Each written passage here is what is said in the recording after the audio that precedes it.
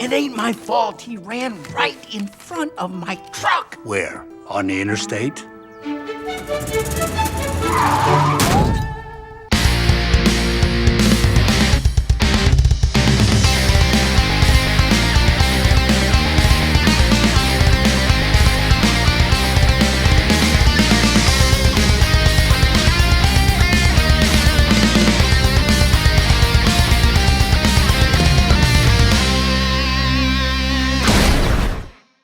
Throughout 2025, in terms of games, we faced a lot of bad. Lots of employees at game, film, television, and all media companies are still battling against the current AI uprising and the executives who are willing to lay them off and give their jobs to generative AI. The state of physical media and preservation is looking worse by the day because of things like the Switch 2's game keycards and other companies barely putting anything on the disc. Opinions on Microsoft and the Xbox brand are at an all-time low, with the layoffs and there being more reason not to get a Series X, and the prices of games, on top of literally everything in general, have become absolutely outrageous. I do not blame anyone who has decided that they don't want to spend $70 on a single game and either wait for a sale or stick to the indie scene. But that does lead me to the positives, because there was plenty of great stuff that happened on the gaming scene this year, despite everything going on. Granted, the first half of 2025 was pretty slow with just occasional releases of note, but starting in June, things massively picked up. The most prominent proof of this is Nintendo themselves bringing in a new console. Game keycards and games potentially reaching $80 notwithstanding, I have been immensely satisfied with the Switch 2 as of right now, and ever since that, the gaming scene has been very busy with new titles from all corners releasing and finding an audience who will appreciate them. In my case, like the other years, there's quite a few games that were released last year that I didn't pick up, some of which I feel really bad that I didn't prior to this order being finalized, but there's more than enough that I did. So, let's give 2025 a proper send-off.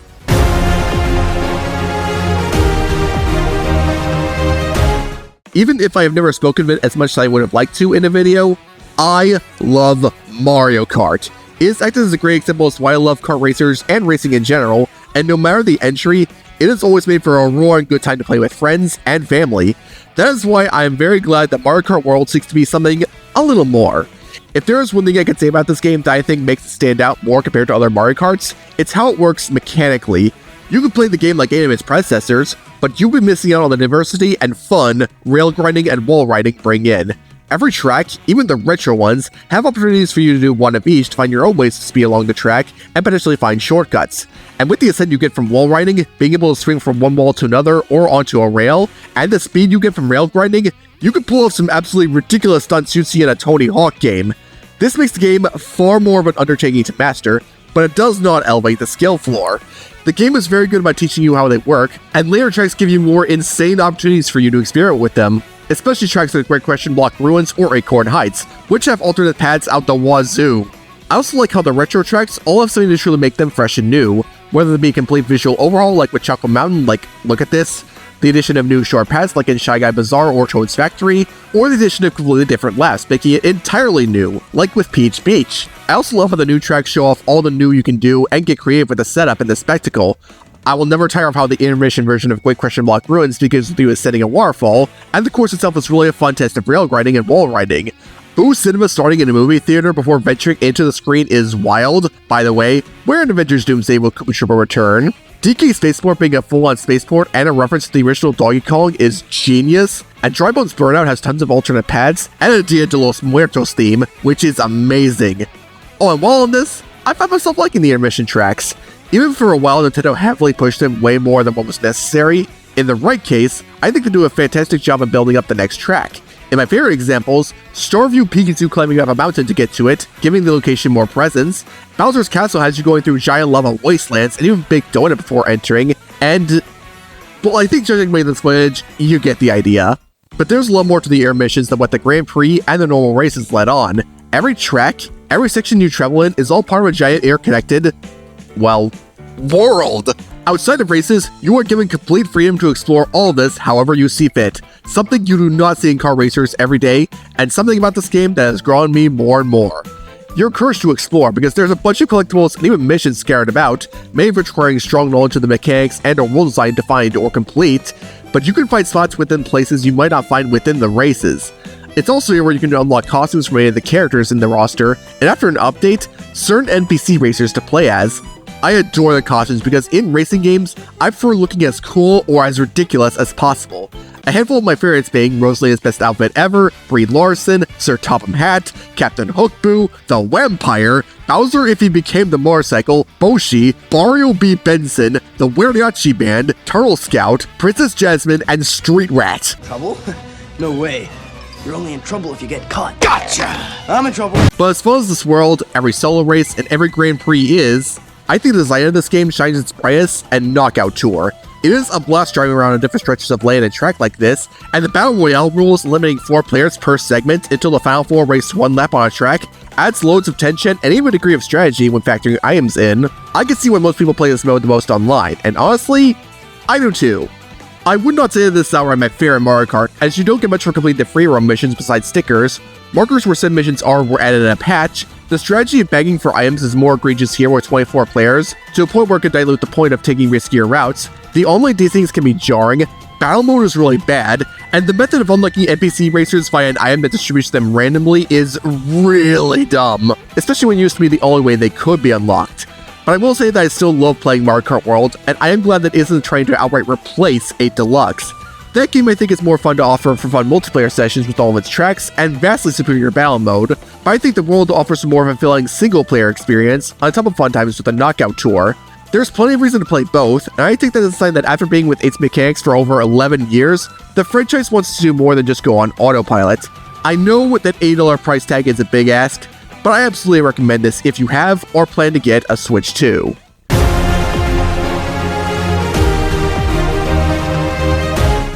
You know, even if I still do adore 2D Metroid games, I've always preferred the playstyle of the Prime trilogy. Being in a first-person perspective, exploring all these immense locations feels more special to me. The first Prime in particular is still my favorite Metroid game, and it was made even better with the Switch remaster. While I do an old Prime 2 or 3 in as high of a regard comparatively, they're still great games with plenty of merit to them. Needless to say, I am relieved and overjoyed that Prime 4 is finally here, and to be honest, while I wouldn't put it super high on the Metroid totem, it is definitely my favorite of the 3 Prime sequels.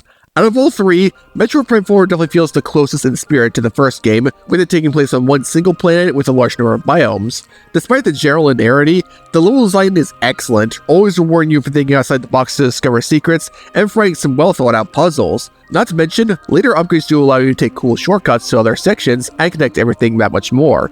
My favorite in general is the Volt Forge. It's the place where you get the Viola bike, which is automatically a plus, but it is fun to find secrets and proceed a lot with its objective of providing more power to get it back up and running. And when you do get it running, new hazards and obstacles emerge, which is excellent. All of them are also just absolutely stunning to look at. I was blown away when I first stepped into Fury Green and saw just how alive it felt with the light and all the lush scenery, and everything else followed suit. I would be 100% okay if this remained as one of the Switch 2's best looking games. That's how impressed I am by these visuals. The Viola bike is honestly one of the coolest things added to the game. It controls wonderfully, and driving out in Soul Valley, collecting whatever you can find along the way, is adrenaline-inducing. Have to play the shrines that can be found that give you more trinkets, and the encounters you'll eventually run into. But combat on foot is still delightful as well. With the new elemental shots you get, every encounter is almost like a puzzle in a sense. A lot of enemies will immediately fall to a specific element you use, but because these run off limited ammo, it's up to you which enemies you are finding conserving resources on, and which you want to get out of the way immediately. It's essentially a retake on how the light and dark beam from Prime 2 were handled, and while I still would rather not have a limit on beam weapons, I really like how it's handled here, since the meter is universal, and you get so much ammo as you go along. You're also encouraged to make good use of when you're applying your cannon, since you can't lock onto everything, which I immensely appreciate. Both these combined with how alert you have to be with your surroundings are exemplified to the fullest during boss encounters, which are my favorite part of the game. Many of them are daunting, and finding out what part of your kit works the best against them, or against projectiles they throw at you, is very satisfying. Favorite ones are definitely Ferranos, who starts off as a tense bike chase before transitioning to a fight on a lone part of him you broke off, and all 3 encounters with Psylux, who has attacks that require different means of avoiding, if not outright stopping, and constantly has more to offer after every encounter. He made for a great recurring boss, as well as a very solid main villain for the story. On that note, I also like the Federation troopers you end up befriending throughout the game. With the setup of a Lemorne artifacts draining Samus and others on unknown planets, it is good to have them to help out with their situations, and for general company. Granted, the game is fully aware that most people, including myself, do prefer to explore alone and let the environment tell the story, which is why I'm glad that, maybe aside from Miles and Mackenzie, they only show up when it's really necessary, and go elsewhere when the game wants things to be a little more quiet. But I only appreciate them more because of this. Miles is nice, albeit a smidge overused. Tokabi's really chill, Duke's pretty cool, the fact that Armstrong looks up to Samus like she is a celebrity makes her really endearing. I mean, if I got to see Samus more full in person, I'd be excited too. And View 995 is a giant robot that gets things done. This door is blocking your way. Allow me to assist. The way is clear. Your argument is invalid. I genuinely cared about them so much that when I reached the end of the adventure, I felt something for them, which I think ties into the story and its themes about loss and acceptance. Planet Viewers itself was ruined by an event that led to its former inhabitants, the Lemorn, being mutated into abominations known as Grievers. Silex's motive was formed by his own hubris costing him his squad, and there are many instances where the GF troopers put what they have on the line to help Samus. It's not a theme that's shoved in your face, it's more like when you start looking at all these back to back that the situation does feel heavy and dire. I think that's what makes the story fun to follow, on top of all the lore about the planet and the Lemorn. Truth be told, I did want to rank this game higher because it has loads I love about it, and there wasn't any section that I was particularly frustrated or bored with. However, between the way the game handles locking off entire sections with particular upgrades, causing the exploration to feel kind of fragmented, at times even railroaded, Soul Valley definitely needing more things to do in it overall, and the damage some enemies do on normal being a bit too excessive, it did get knocked down a few pegs. But nevertheless, I am so happy that I enjoy myself, and I am glad that this game in general is as high quality as it is. You can tell where things got affected by the troubled development, but if you really think about it, between Retro starting to work on it unprepared with the setup that was made by Namco, and some of the development happening during COVID, it is honestly a miracle that we got a game that is this polished, and the flaws that can be said about it are largely structural ones. Most other games that will be under this kind of development would either release in a very unstable state at best, or fail on every front at worst, if not just straight up being cancelled. That is why I would love to see a Prime 5. With how much I enjoyed this and the Prime Remaster, I think the series' playstyle is fresh on Nintendo and Retro's minds, meaning they could build up what they did so well with here on a stronger foundation. I suspect we'll be getting another 2D game before that happens though, and I definitely want them to give Prime 2 and 3 the remaster treatment soon too, but the fact that I'm talking about these ideas shows how excited I am for Metroid's future.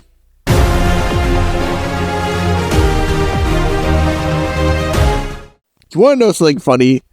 Mario Kart World is not the only exclusive racing game the Switch 2 got in 2025. Poyo!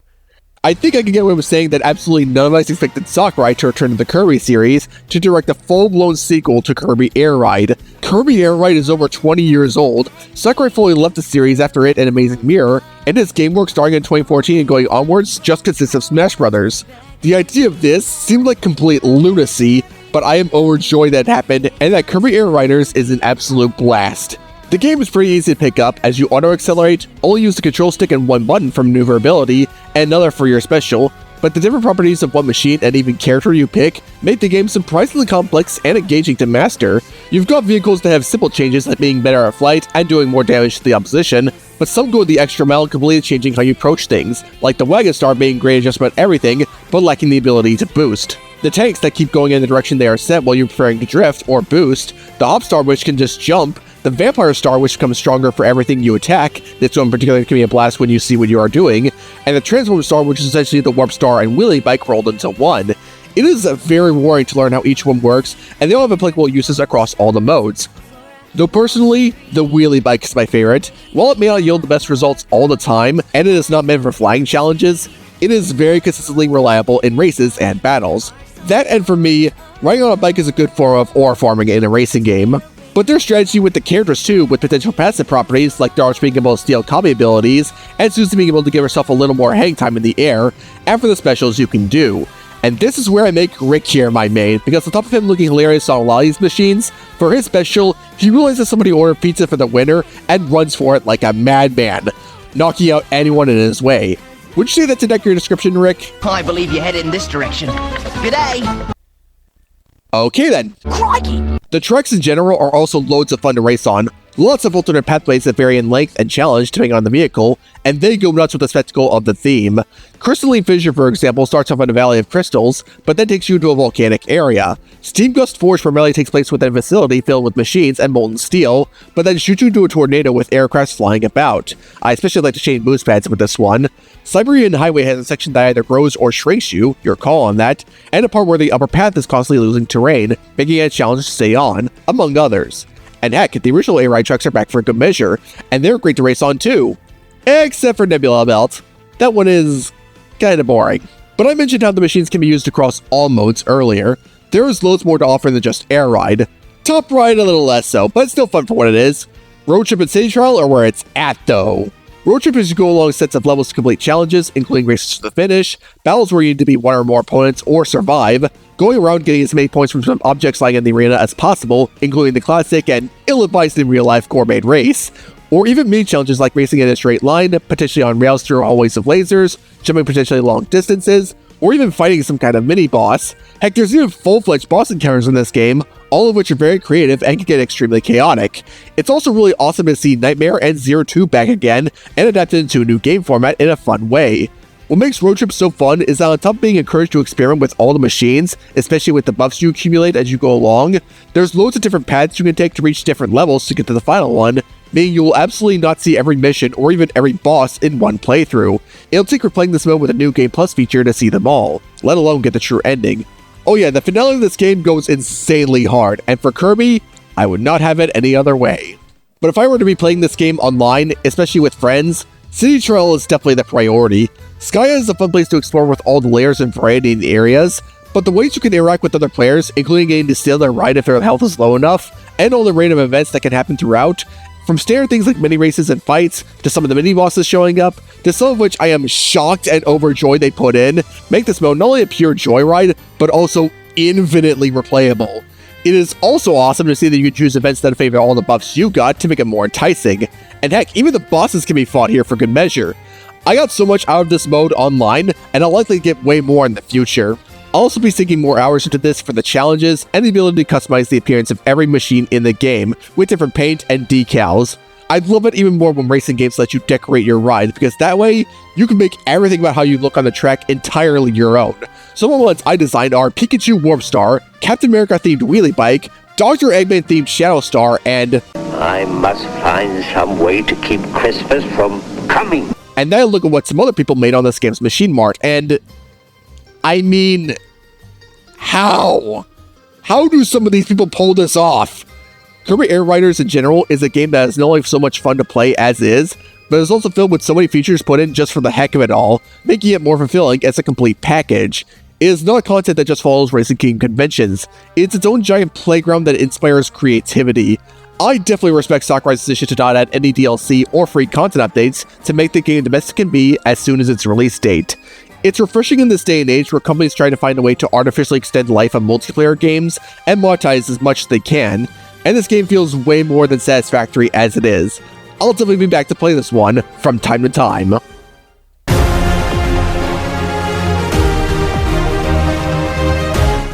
I like it when I find out about games from indie studios online in some way, either by presentations or just trailers uploaded on social media. It makes eventually playing that game feel just a little more special, especially when it's a game that immediately caught my attention from its premise. One of my best current examples of this is Star Overdrive. I saw this game brought up quite a few times in Nintendo Directs and thought it looked really cool how an indie studio, Kouhai Games in this case, wanted to give their spin on the open world genre. Then I saw that spin was to give the character you play as a hoverboard, and I was like, yes, I want this. I played Sonic Raiders a ton when I was young, and that ignited my love for fictional hoverboards. Those are things you do not see in games every day, or any media now that I think about it, and the game more than delivered when I actually sat down to play it. To get things I wasn't big on out of the way for a moment, I wasn't a fan of combat encounters. You do have a lot of versatility in how you want to make swarms of enemies easier, but it never really felt as engaging to stop and fight hostile wildlife, especially if it was these turtles who I still don't know the best way to tackle. While the puzzles are very creative, I always thought the speed in which they were done felt a little too slow, especially in the shrines. I can definitely feel time passing by with these, and not in a good way. I don't like this maze part of the world. Feels way too punishing to fall in it when you don't mean to, and travel slow in it gets very old. But I'm sure these downsides, barring the maze, become less significant because of the core of the game. riding on a hoverboard on this alien planet. The hoverboard and how the world is designed around it are what I feel the game is best at. The speed and momentum you carry while riding on it lends itself very well to all the ramps and slopes you'll be going up or down or jumping off. Doing tricks off of these always contributes to boost as you hit the ground. Utilizing this to constantly go as fast as possible feels wonderful. I've said in a previous video that one reason I love open worlds is if traversal was made fun in some form, and giving the player a device that they can use to fling themselves into the air and potentially glide over if you are attracted, and utilize momentum and at some points anti-gravity features to speed along and launch off steep surfaces is one of them. Just jetting along the vast slopes with this feels like a dream, and most things you do in this world are designed with this in mind. The towers in this game will usually require some kind of physics manipulation in order to get to, before providing you a little test in platforming in order to reach the top and fully scope out the area, which I always got a kick out of because they immediately launch you out afterwards, and gliding along this high is exhilarating and great for surveying the area and finding a new objective. There's quite a few trinkets sprinkled around this world that you can use the momentum to potentially skip past platforming sections or only do a minimum of that to reach, some of which are cosmetics if you're bored. There's even two forms of time trials around with the ore punch, which require both speed and precision in order to get them all on a 1-minute timer, and the races, which really test how fast you are at getting to the next gate. The latter is my favorite part of the game because how rewarding it is to speed along, and the potential of how to get to the next gate will challenge me. I also really like how you can use all these different powers you get for traversal too. Good use of them can really give you what you need to store more power for anti-gravity bits, or make you go even faster. Even the encounters with these giant sandworms and the bosses are built with the hoverboard playstyle in mind, which I'm very thankful for. It's fun to snag onto the sandworms to rail them in to get some big damage on them, for scavenging their resources they drop afterwards, and the bosses have you do different things to keep up, wear them down, and eventually go in for the attack. Exploring this world and messing around with what the hoverboard can do often leads to fun scavenger hunts for materials that you can use to make the board better and harder challenges far more manageable. I also feel motivated to explore, as not only do the story-related things actually tell a pretty good narrative about what happened to Bios' partner Noose, and seeing if there is a way to save her, but also there are these extra audio files that add a little more to the planet you explore, making it feel a little more special. Really, while the game does have some weaknesses and spots where things slow down a little too much, having this massive world to play around in, find whatever I can, and improve my performance to continue the cycle is both a joyride and pretty relaxing. I also like how it sort of has an edge to add to its identity, with a lot of music that would sound in place with some kind of extreme sports media from the late 90s to early 2000s, along with the fact that some collectibles come in cassette tapes. It makes for a really fun experience to come back to and just relax in seeing what I have and haven't done, and I am impressed with how well Crackle Games and Dear Villagers did with this. Here's hoping more indie games could try weird things like this in the future. And I hope we get more hoverboards. They've always been awesome.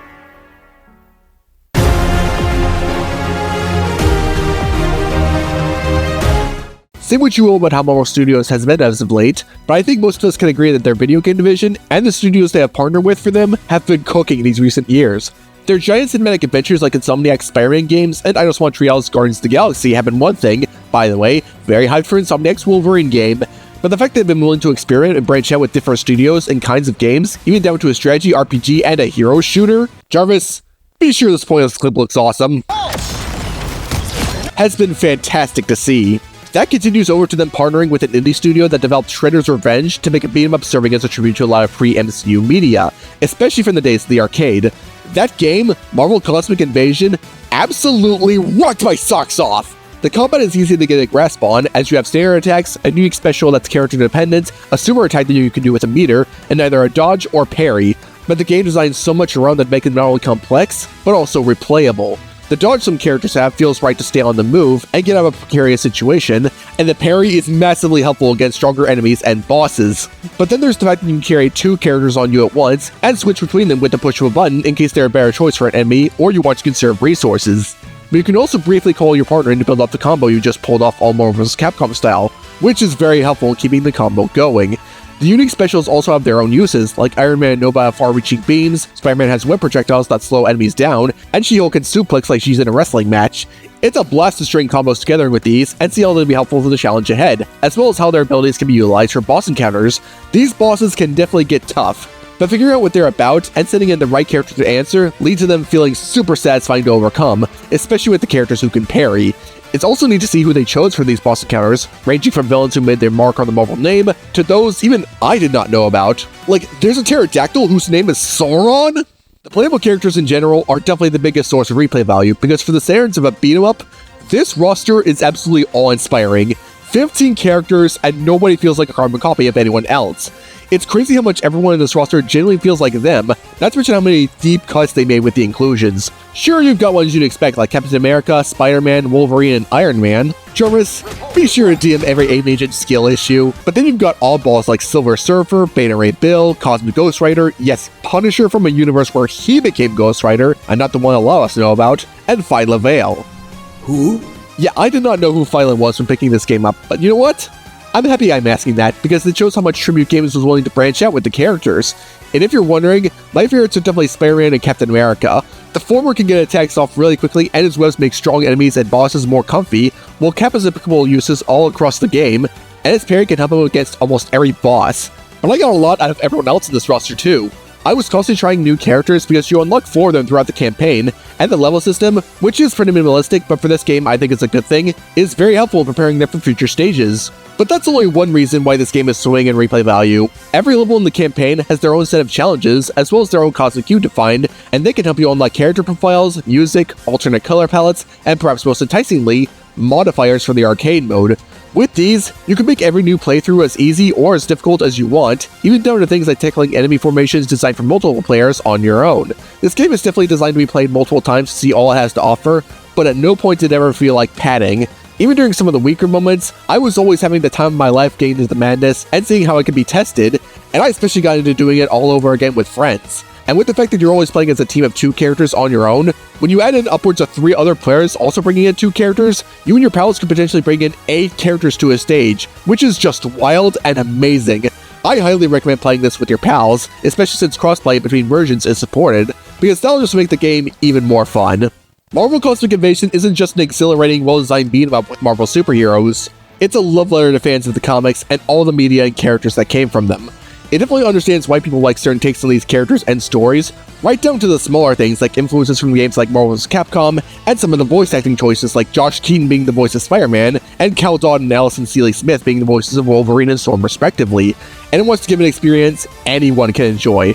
The sprite work is magnificent, capturing everyone's personalities and ways of fighting. T. Lopes continues to flex his musical skills, and it gives you a reason to come back for more. I sure will, and I hope you give it a shot too.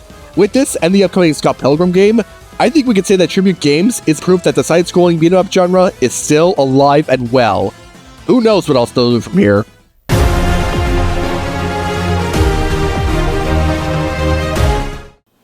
Guess who?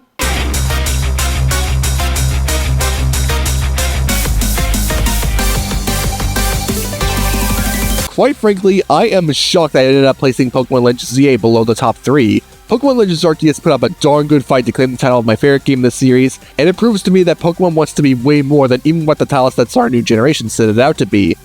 And Legends ZA's existence proves that they want to continue that, and that Arceus was not just a one and done. But the game we got out of it, I honestly think is amazing.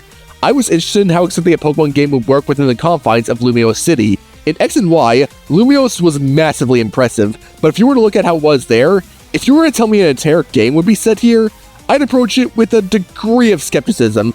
But in terms of the community and the Pokemon you can get, I am very satisfied with how it was pulled off. The roster of obtainable Pokemon does not feel limited by being in one city. I'd also say the inclusions are all just right, as there's plenty of great final team choices you can make early on, as well as plenty more you'll eventually run into. No way I can hit a game that gives you this many starter Pokemon!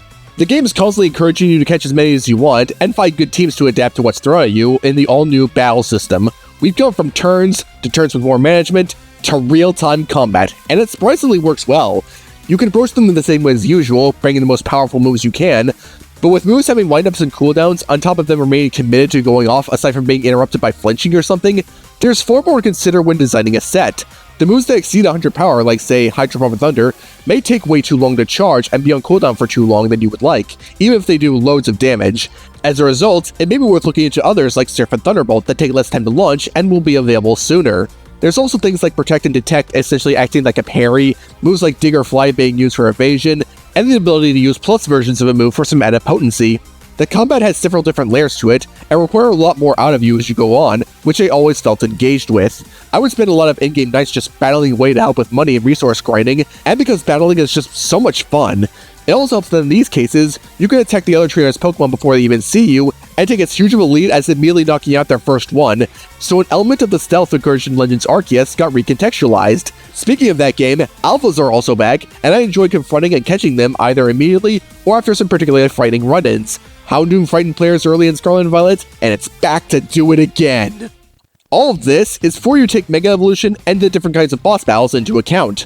I was overjoyed to see Mega Evolution return after being absent since the Let's Go games, and whipping one out to let loose all this power feels amazing. I'm really happy to be using some old Megas again like Blastoise, but I'm even more overjoyed that we got plenty of new ones, with some of my favorites being Emboar, Delphox, Frostlass, Hawlucha, and Phalanx. We're gonna combine! The Rogue Mega Evolutions also make for great boss encounters. The sheer power of these on display give them all such presence, and needing to manage your own health as well as your Pokemon's against an onslaught of attacks make these feel very tense.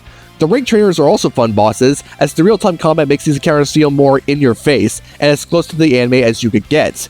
In fact, while playing this game, I realized that with needing to accumulate a big number for something in order to be granted a chance to battle a boss before advancing into the next rank, this is essentially Pokemon No More Heroes if you really think about it, and that's why I dressed up as Travis Touchdown for most of the adventure.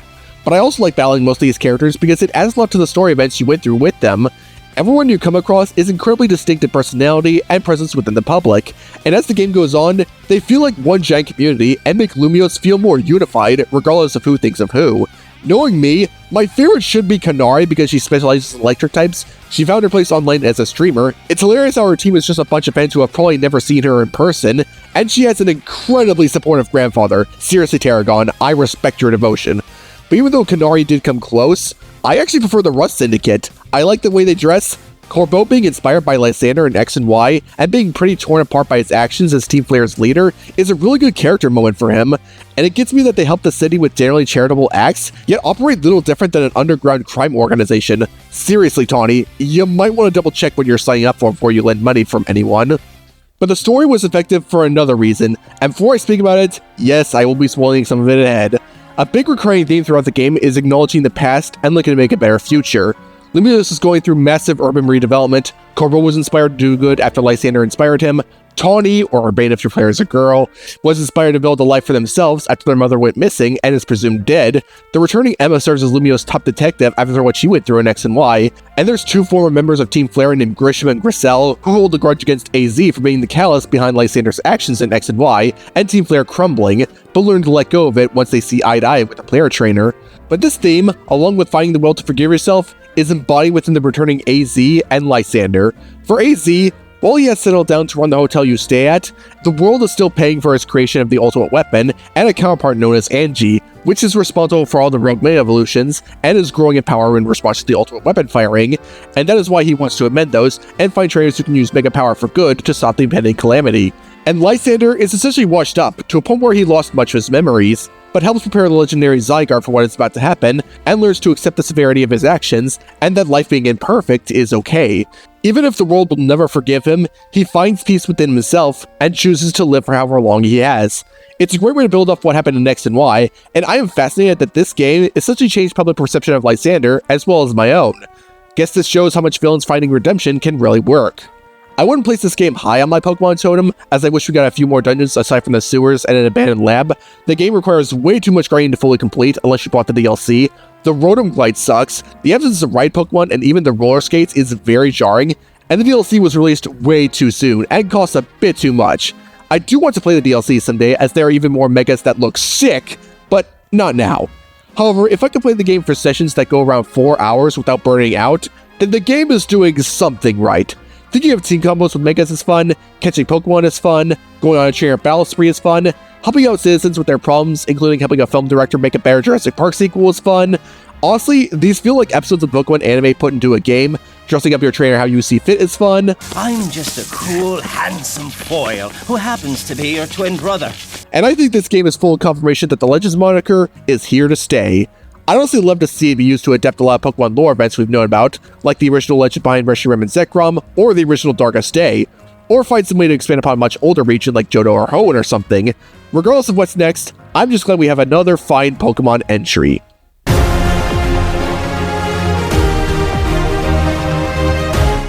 I love that Octopath has evolved into its own series. Both the first and the second games are some of the most engaging and fun RPGs I've played in recent years, especially the second one, and they carry plenty of the soul that made the pre-5th gen hardware RPGs memorable with welcome modern conventions. So you bet I was excited when I heard that the mobile game was getting adapted into its own full console title, with plenty of new added in and the gacha removed, and the game absolutely flourished from it. Perhaps the biggest change of the formula is that the game is focused on one central character, an avatar at that.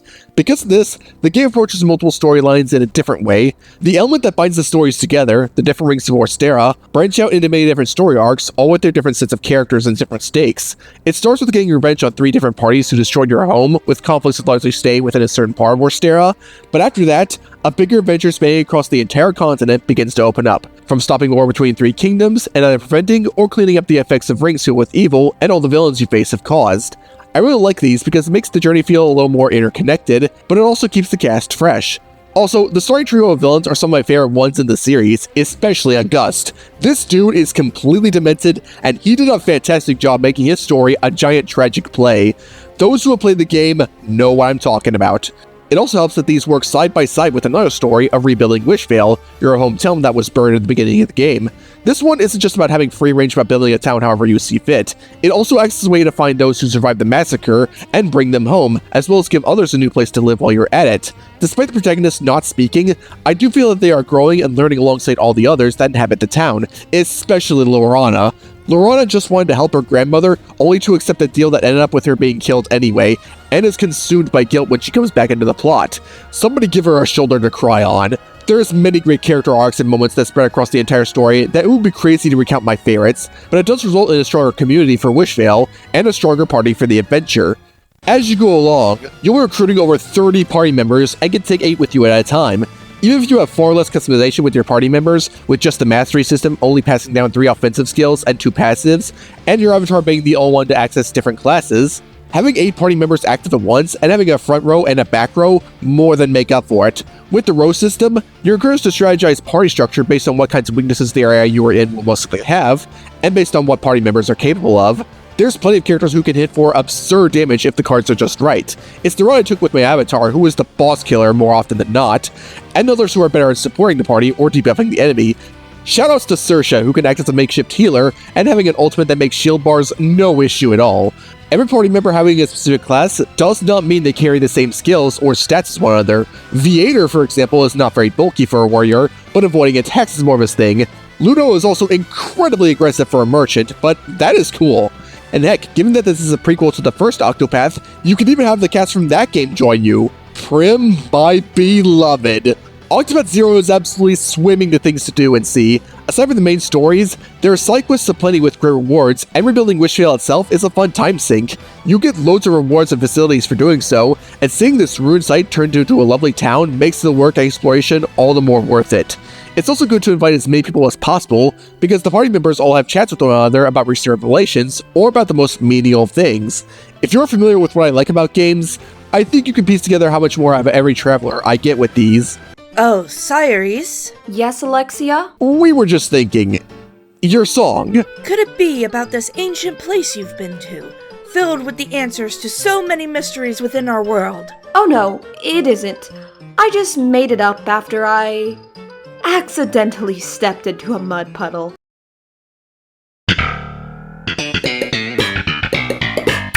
Even if the game has some pacing issues and is a tad more spotty in the presentation compared to the previous 2 games, there is way more good that won me over. From the combat feeling the right amount of different and familiar, to plenty of engaging character arcs, to the sprite work and voice acting being incredible, to the soundtrack still being great, albeit comprised of a lot of tracks from older games, this game is quite simply... what was the word August used? Marvelous! Yeah, that.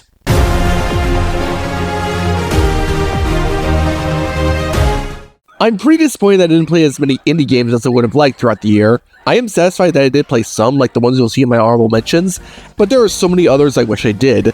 However, I am glad that Deltarune Chapters 3 and 4 made it on here. You may recall that I put Chapter 2 of Deltarune at number 9 on my favorite games of 2021 list. Honestly, I think that was way too low. Granted, my thoughts on the overall battle system haven't grown too much. I still enjoy managing actions between party members and getting to know each opponent rather than get confrontational, and dodging their attacks via bullet hell minigames while screaming by them to get BP is still really fun.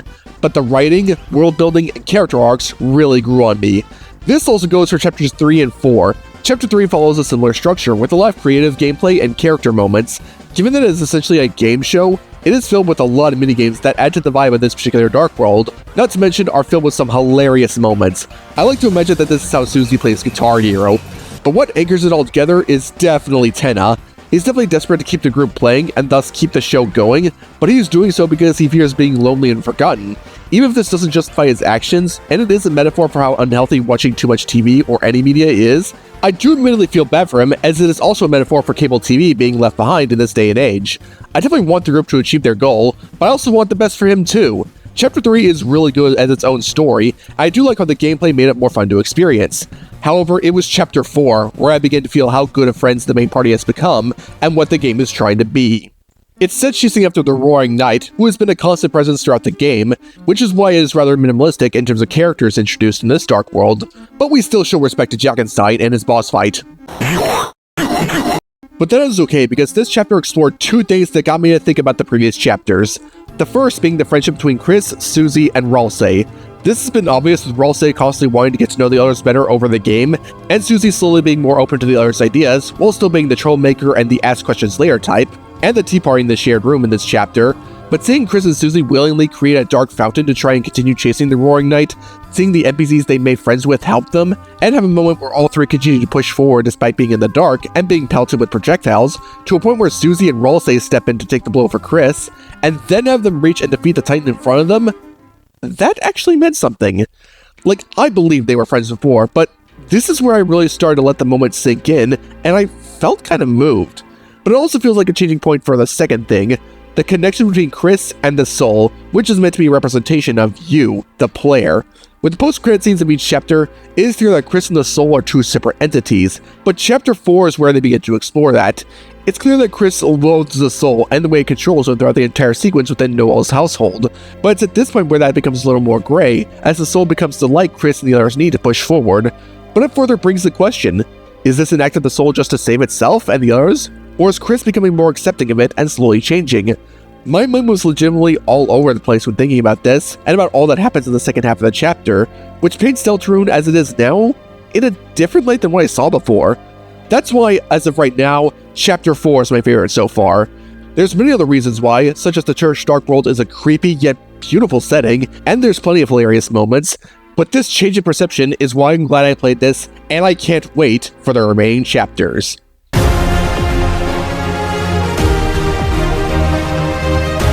If it's one thing the media landscape reminded me of in 2025, it's that racing is still really cool. Like, I am overjoyed that we got 3 racing games from bigger companies just last year. I've already talked about 2 of them, Mario Kart World and Kirby Air Riders, but the third went above and beyond to be up there as one of my favorite kart racers ever, Sonic Racing Cross Worlds. I was ecstatic for this game since it seemed like a continuation of Sumo Digital's Sonic Racing trilogy, as well as a place to keep the spirit of the Riders games alive with the Extreme Gear returning. Like I said earlier, hoverboards are awesome. That excitement only went up with the very entertaining crosstalk videos, the incredible animation that is ore farming literally every second. I have rewatched it way too many times with no regrets, and the open network test that sold me on it. And you know what? It deserves to be among my favorite car racers. The general control feels just right, as each vehicle has the perfect amount of weight to them, not too bouncy, but not overly restrictive. More prominently though, they brought back the boat and plane forms from Transformed. They brought a ton to that game's tracks, and they bring a lot to these as well. The track design in general is fantastic. They're great to see how well you can keep the speed going. Many have alternate paths. Some are good representations of locales from previous Sonic games, although someone on the team really likes Sonic Unleashed. Some are fun combinations of ideas made into something new, like Colorful Mall and Shell Park, and the lap 3s all being different in some form is very welcome, sort of bringing back the track progression storytelling from Transformed. And that's all before you take the cross worlds into account. I love the idea of being teleported to another track for the second lap because of the visual and layout variety and the unpredictability that comes with it, especially if the random option is selected, because then the lap 2 can be anything, and that makes it more fun. Some of my favorite tracks in this game are Kronos Island for how creative the layout, the set pieces, and the hazards are, like give whoever chose to make part of the race on Squid's tail a cookie, Aqua Force because taking alternate paths via these launch rings is a blast, and Radical Highway because I just think Radical Highway is so cool. And my favorites of the Cross Worlds are Steampunk City, which has tons to offer, Hello Scum because it looks beautiful. I like how you can either ride on the water in this section or fly above it. And the hidden world from Lost World because of how chaotic it can get on the ground and the air. I still cannot believe they acknowledged this of all things from Lost World. For all this representation, that would lead us to the characters and all that they bring. This is easily the most varied a racing roster of Sonic characters has been up to this point. Like, I am still in awe of they acknowledged the Werehog, but then you get characters from other franchises adding in a bit more. Now granted, it is a massive letdown that these characters, even the ones owned by Sega, go unvoiced, even if I do understand why. I'm also not big on them going way too far with what franchises can get in, which is why I'm personally not bothering with the Minecraft or SpongeBob content, but Pac-Man and Mega Man I'm 100% down for. Welcome back, Smash 4. And the Sega characters getting in via free updates is a very welcome sight, as well as Hatsune Miku for good measure. Now the animations on every character that do a great job communicating who they are is one thing, but the rival interactions are on another level. Just hearing the voice cast talk to each other, regardless if they actually try to raise each other's spirits, if one decides to playfully roast another, like I'm really glad to say it's play into Sonic being a benevolent jerk at some of these, or if the pair has genuine beef with one another, they are a borderline treat to watch, and the fact that there is multiple hours worth of rival interactions is genuinely impressive. For a lot of personal highlights, I love how Cream is brave enough to stand up to contestants who are borderline dismissing her, and how she intentionally mentions her mother to gaslight Vector into letting her win or getting her ice cream. Blaze boldly standing up to Zavok, knowing the difference between them is pure aura, especially in Erica Lindbeck's performance. We are not remotely the same. I love how they try playing up that Big is secretly a god of some kind. Jet being borderline toxic to everyone is hilarious, as it is to see that he is the only one to use W as a noun. What is this? Are you just handing me a W now? Jet's reactions to people who are not taking him seriously can also be hilarious. Are you kidding me? Do you know who I am? The complete 180 of people's opinions on Zavok and Zaz needs to be studied, and if Omega is really one of Ian Flynn's favorite characters to write for, your inferior organic structure cannot withstand my relentless assault. Preloading taxidermy protocols. Then I 100% believe it. Cry about it. Beyond those, there is plenty to do in this game. It's always fun participating in online races and festivals themed after certain characters. Grand Prix is where you get the rival interactions, and it's fun to replay for the red rings, and the race park has loads of different kinds of rule sets. But I want to draw special attention to the time trial mode. It may seem pretty standard on the surface, but there is one change that really makes it worth investing time into. See, in most time trial modes, you're given a set of boosts at the start to use on whatever shortcut you see fit. In Crossroads, those boosts are in ion capsules, and they are scattered all around the track, meaning you actually have to go out of your way to get them if you want, as well as maybe consider the single sewer boost that only spawns on the final lap. This is what makes the mode complex and addicting. To get the best times, the game requires you to get to know the track inside and out, decide on which boost capsules are even worth getting and when you get them, because if you do, they do not respawn, and when to use them to shave off the time you need. It's a test on what you know, and I have so much fun using it as a time to analyze the track's future races and try to get the best rank on it. And for once, getting the S ranks can be brutal. There's even incentive to getting A ranks because these unlock a smorgasbord of music tracks from other Sonic games for the jukebox. I love listening to all of these during races, and how the lap 3 variants all start around the big hooks. So when the perfect choice for lap 3 comes on,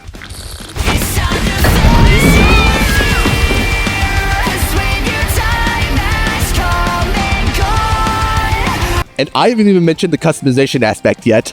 I have spent so much time creating my own cars and hoverboards for races, and decorating them with decals or color materials, going as far as designing some as references, and chances are, I'll spend even more time on this, especially as new cars and boards come out with passing updates. But the gadget system is the biggest source of replay value for this game. You get so many options to choose from, and you're limited by your own imagination and playstyle. Some of your standard stat enhancing and drift improving type, but then you get some that add on additional mechanics, like adding a 4th drift level that makes you invincible if you fully reach it, speeding up tricks, letting you steal rings from other racers by bumping into them, or spin around when you drift, increasing your knockback. I especially got mileage out of that last one online with an acceleration character and a power vehicle, because with the right accommodating gadgets, there will be carnage on the track. But when I'm not doing that, I like to make sure every set is at peak performance and then try to keep my rank count as high as possible, especially in time trials. The problems I have, the unvoiced DLC characters, the jank and some track design, and the occasional bits of weird item balancing, barely affect how much I adore Sonic Racing Crossworlds. I spent so much time with this game learning each track, tinkering around with gadgets, making my own cars and boards, and just having so much fun racing around that I would often lose track of time during it. And I think you'll love it too if you love racing. Heck, get on Steam if you can, because you'll get to experience the amazing mods people have been putting into it, like giving the DLC characters voices and the characters alternate costumes, and changing the music and some of the UI elements are one thing, but it's another when there's mods like Dio Zavok that has Zavok dressed like this, and splices in some of Dio's lines. Useless, useless, useless! Adds in characters from other franchises, unleashing the weights of disaster, and turning the monster truck item into... I'm Thomas. I run this branch line. I would still call Transformed my favorite kart racer, as it just has everything I love in one, but the fact that I consider this a worthy successor, and maybe a contender to take that title, means that this is a racing festival worth being a part of. Beyond excited to play more of it, and see what new content it gets later down the line.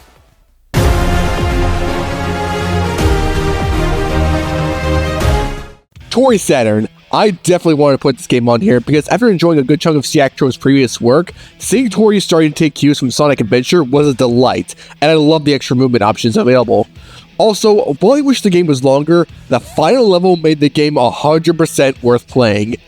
Dark Deity 2 has a small handful of shortcomings, but after Fire Emblem Heroes keeps messing with my willingness to enemy phase in a strategy RPG, and after Engage left me so disappointed, this game did more than enough to satisfy my inner Fire Emblem. It really reminds me of Shadows of Valentia and the GBA games, which is cool. Ninja Gaiden Ragebound has some annoying moments, but this game is nothing short of electrifying. It's fun to figure out the best methods to blast through enemy forces, and platforming is really fun. Shantae Advanced Risky Revolution. Not my favorite game in the series, but it carries a bunch of the charm and even a good bit of the morbid humor I enjoy the series for, and it's fun to explore the areas. Above all else, I'm glad this game was saved from being cancelled for so long. 100% looking forward to whatever's next in store for Shantae's next adventure. And finally, Paperclay, an extremely cute 3D platformer that utilizes its arts and crafts style to the fullest. Not much else to say about it, really.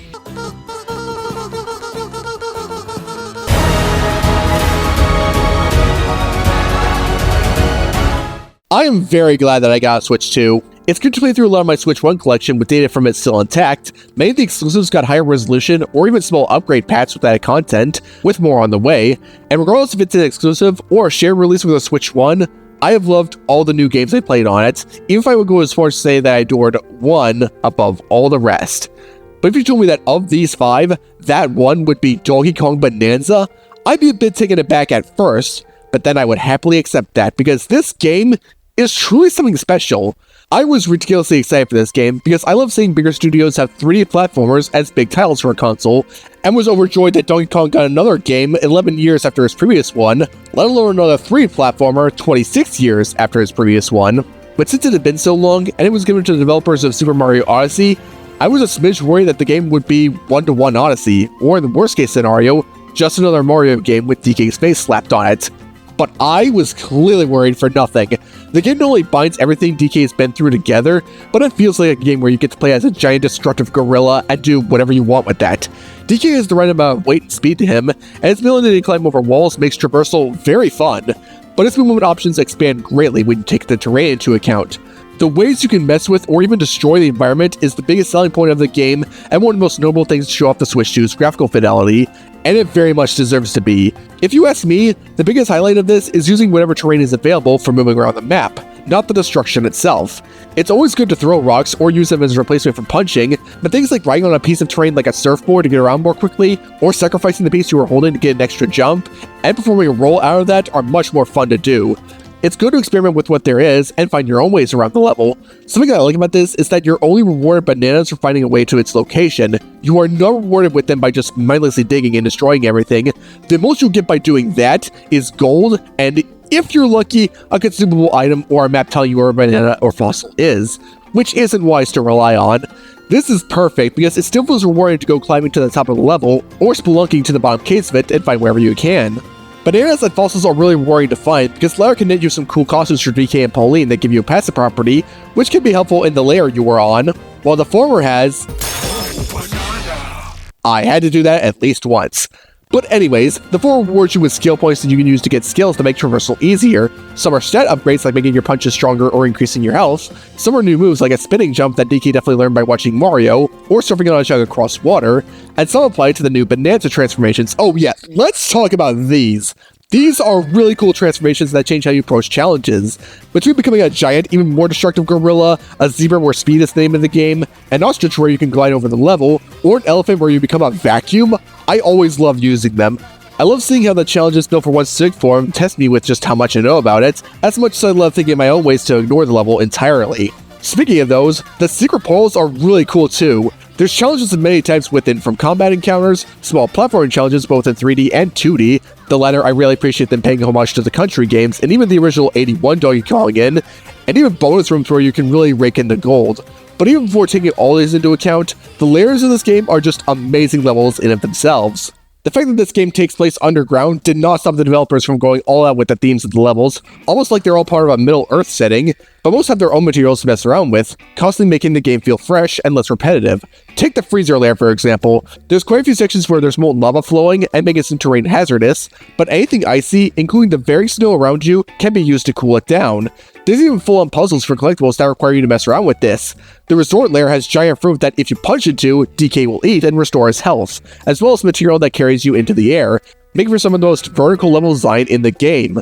The forbidden layer near the end has this awesome gimmick where if you throw anything in certain fields, they create these giant bridges for you to walk across and destroy as you see fit. Every layer has something like this, and because you are barely required to collect any bananas to proceed, these levels can last as long as you wish. For me personally, I would keep in mind where I would need to go, and then just explore the parts I don't need to, dig up whatever I can find, and then go to the objective when I'm ready. That got even more enthralling with every new gimmick and material I found, every Bonanza transformation, and every upgrade I got from banana hunting. The game in general gives you plenty to sink your teeth into, and is good about how much time you spend with it. I love the fractals for how funny it is to pulverize them only to see them reform, and see what happens when you throw materials on them. The soundtrack in general is great, along with its remixes of music pieces from past games. I love the friendship between DK and Pauline, and how it goes over the course of the game. DK himself is just utterly precious, a lot of the bosses are really cool, and the game has one of the best finales I have seen in recent years.